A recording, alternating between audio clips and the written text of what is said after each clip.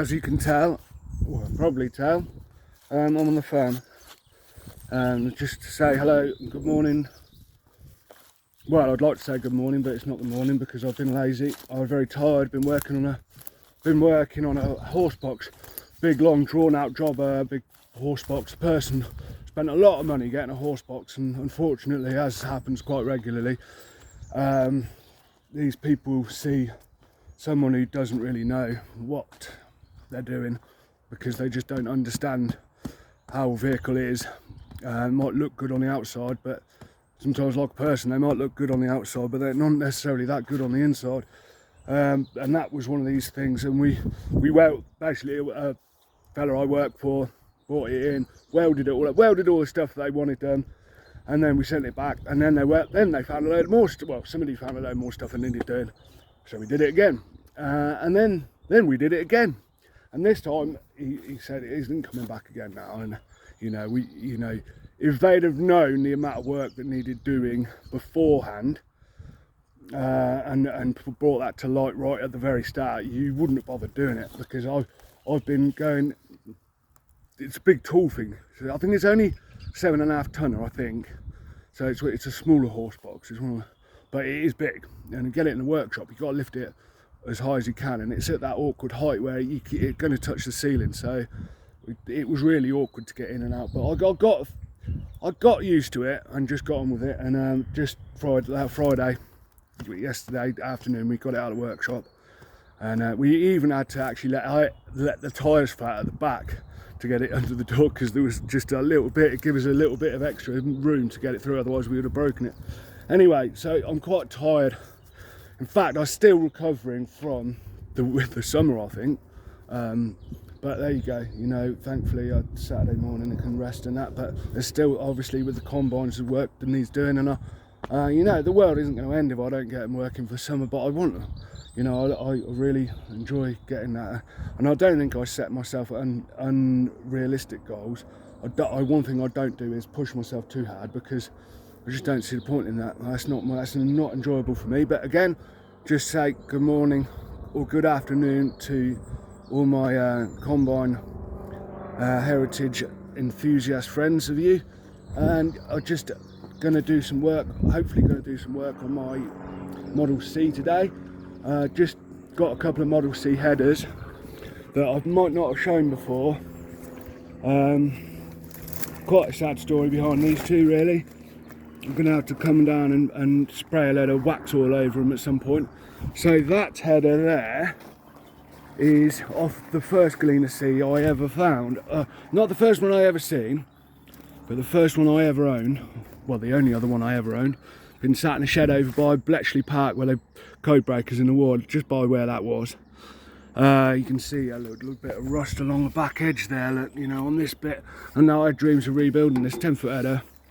But unfortunately, we took the header off here, and it's stayed here ever since. There's actually a Goodyear tyre there off of one of my Model A's. Funny size they are, 1826, 14, 49, 13, 26 I think they are. Very Goodyear, very hard to find that size. Yeah, we took the header off here. The combine went up north, and before I could get to do anything to it, it caught fire. It was number 22 off the production line as well, so it probably would have been the oldest one, and if not, it was definitely one of the oldest ones that existed of that type, the humpback type. This was actually originally off a Super C, and still quite a few bits and pieces left on these. I think it'd be stupid to scrap them. You might as well use them right down until the very last bit and then weigh them in. Yeah, so John Leathers had a Model C. That was the first Model C I didn't even know anything about Model C. I didn't know they existed until I met John. First time I met John Leathers, and he showed me photos and books and stuff with all the different things in. The first time I bought a model off him, he come round to me, and he had a load of stuff in his car, and he was the first person I met that was enthusiastic about old combines. And yeah, and he knew it was quite glad to meet him. And anyway, he rang me up one day, said, "Do you want a Model C Gleaner?" I said, "No, mate," because I'd tried to buy it off him before, but he wouldn't sell it. And then he was in a situation he had to sell it. So, but I just said, "No, I've got one already. I'd love to have it." But I decided, even though his was slightly better than mine a bit, decided to keep the one I had. Well, it was quite a lot better actually, but mine, his went for scrap. Wow, just trouble is, being a Gleaner, they're not that popular amongst the collectors really.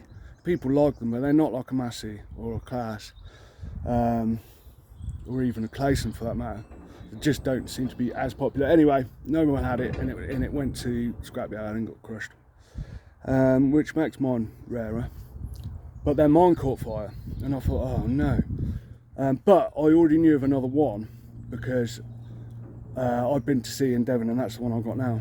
But the one John Leathers had came with a header. The header on his one had been left outside. The combine had been left in the barn for years, and they had 2 Super Cs actually that took over from the C, and they used parts of the C, and the header off the original C had sat outside. The header weren't very good. Apparently, those 2 model Super Cs, the humpback C, squareback Cs that were with that humpback that he got, they went scrap, and apparently he said they were the best ones he'd ever seen. They were mint, and no one wanted them. But it's just the way it is. You know, there's no point getting upset. If we still had them all, then the fields would be full of them.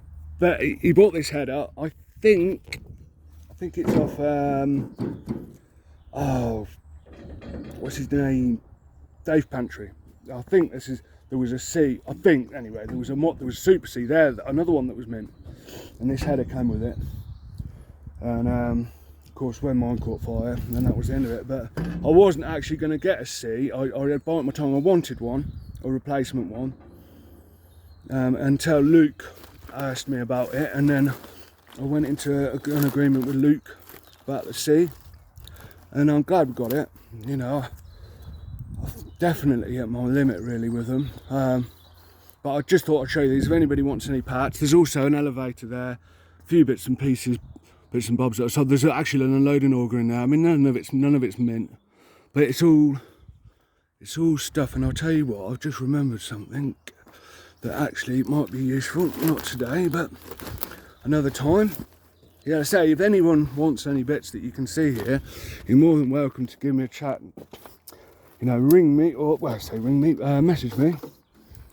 And in fact, there's 2 unload augers there. And a really tidy elevator as well. Look at that.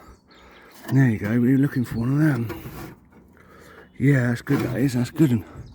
Yeah, brilliant. Okay.